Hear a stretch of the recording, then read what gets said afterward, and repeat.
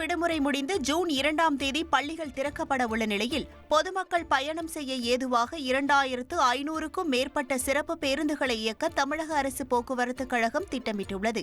இதற்காக வரும் 30 மற்றும் 31 ஆகிய தேதிகளில் சென்னை கிளாம்பாக்கத்திலிருந்து திருச்சி, மதுரை, திருநெல்வேலி, நாகர்கோவில், கன்னியாகுமரி, கோயம்புத்தூர் உள்ளிட்ட இடங்களுக்கு 1175 பேருந்துகள் இயக்கப்பட உள்ளன.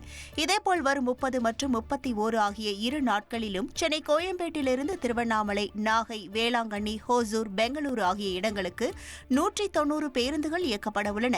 சென்னை மாதாவரத்திலிருந்தும் 48 பேருந்துகள் இயக்கப்பட உள்ளன.